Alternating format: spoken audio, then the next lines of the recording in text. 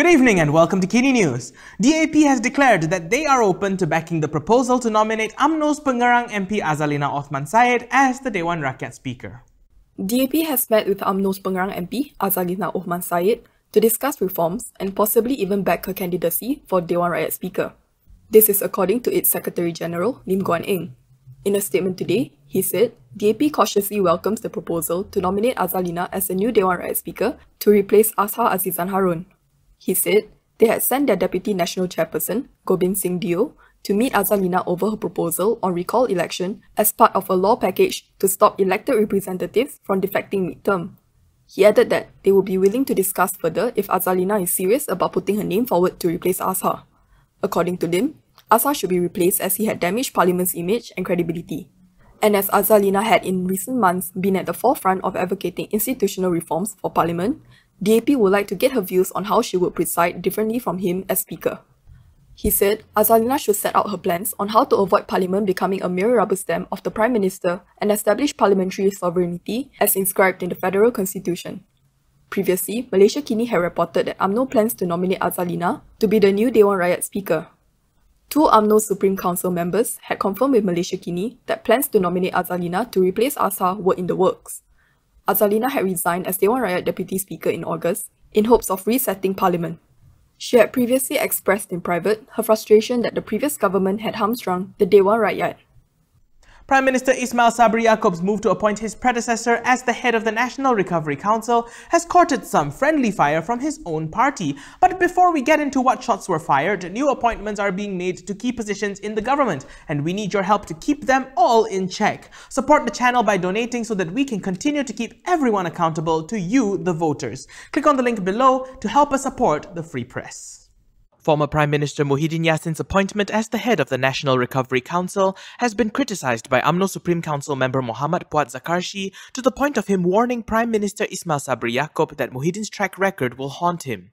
In a post on Facebook yesterday evening, Puat questioned whether Muhyiddin's appointment was the beginning of a quote PN 2.0 government. Puat asked how Muhyiddin was appointed to the post and if the Bersatu president had pressured the Prime Minister into appointing him. Puat wrote that the powers of the NRC are wide and that because of a quote term of reference that empowers the council, the Prime Minister will not have the freedom to run the country and that politicking will continue to cause instability. He also warned that this move will give Bersatu more leverage in seat negotiations with UMNO and will restrain the latter in the lead up to the 15th general elections.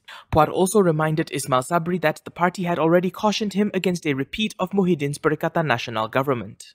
Last Saturday, the government announced that the cabinet had, on the 1st of September, agreed to appoint Muhyiddin Yassin as the NRC chairperson with the status of a minister. The council was originally set up during Muhyiddin's tenure as Prime Minister, with the aim to help the country and national economy recover from the COVID-19 pandemic. Iskandar Puteri MP Lim Kit Siang has hit out at Prime Minister Ismail Sabri Yaakob after Attorney General Idrus Harun claimed that it was not necessary for the new PM to receive a confidence vote. Iskandar Puteri MP Lim Kit Siang has questioned whether Prime Minister Ismail Sabri Yaakob will disregard the decree of the Yang di-Pertuan Agong in having a motion of confidence on him as Prime Minister when Parliament reconvenes on September 14. This came after Attorney General Idrus Harun claimed that it was not necessary for the new PM to receive a confidence vote. In a statement yesterday, Lim said that this is the latest serious misjudgment that Ismail Sabri had made after becoming the 9th Prime Minister. He said, in one day, Ismail Sabri has changed from an enhancing to jeopardizing the possibility of a political breakthrough in Parliament through a historic confidence and supply agreement and a new political ceasefire to ensure that the focus is placed on fighting the COVID-19 pandemic. The DAP veteran added that it would be unfortunate if it was the new Prime Minister who jeopardized the government and the opposition from reaching a confidence supply reform understanding.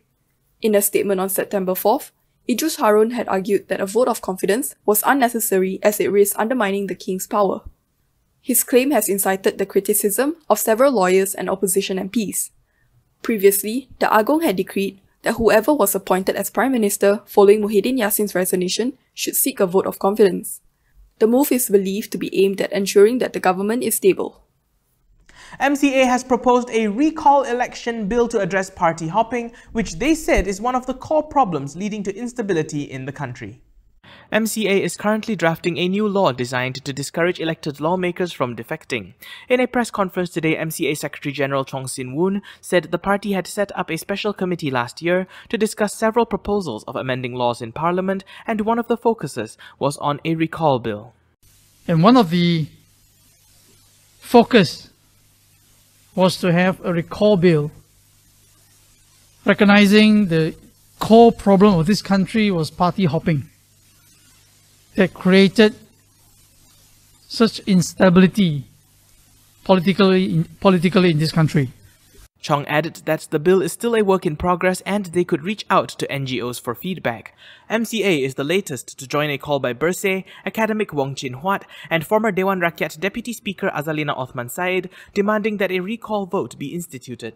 Since the 2018 elections, there have been dozens of defections, leading to 18 MPs defecting from Umno to Bersatu, the Sheraton move, and government changes in Perak, Kedah, Sabah, Melaka, and Johor. Good Morning G-Sure is the first plant-based and complete nutrition drink made in Malaysia. It is suitable for those who are lactose intolerant. Research made by local universities found that more than 90% of our Malaysian population are lactose intolerant. Lactose intolerance can cause bloated stomach and diarrhea.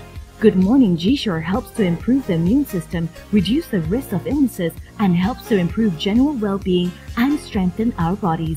A happy family starts with a healthy family. I'm still active, healthy, and going strong at the age of 52. It has to be Good Morning G-Sure. The University Malaya Students' Union has urged the government to implement the lowering of the voting age following the decision of the High Court in Kuching last week. The University Malaya Students' Union, or UMSU, has called on the government to put into motion the act of reducing the minimum age to vote without hesitation. This came following the decision of the High Court in Kuching last week. The court had ordered the government to implement the lowering of voting age to 18 nationwide by December 31st this year. In a statement today, UMSU said that this would prove that the government respects the judicial branch in its decision. They said the student union is always conscious about the rights of the youth and hence supports the decision made by the court. UMSU claimed that the effort had previously been hampered when the previous government delayed the implementation of Undi 18 from July 2021 to September 2022. They added that there are youths in remote areas who do not have enough access to such information and relevant knowledge of elections, and encouraged the Ministry of Education and Ministry of Higher Education to work hand-in-hand to organize programs for these individuals. On March 25th, the Election Commission, or EC, had announced the postponement of the implementation of Undi 18, including automatic voting registration, to September 1st next year. The decision means that youths aged 18 to 20 will likely not be able to vote in the next general election. Subsequently, 5 youths who are from the NGO Undi Sarawak filed a judicial review on May 3rd. There is also a similar legal challenge at the Kuala Lumpur High Court, where a group of 18 Malaysian youths representing the Undi 18 movement filed a judicial review against the then Prime Minister Muhyiddin Yassin, the government, and the EC. This legal action will come up for decision on October 21st. New COVID-19 cases in the Klang Valley are declining, but Sarawak is now at its highest with over 3,000 cases.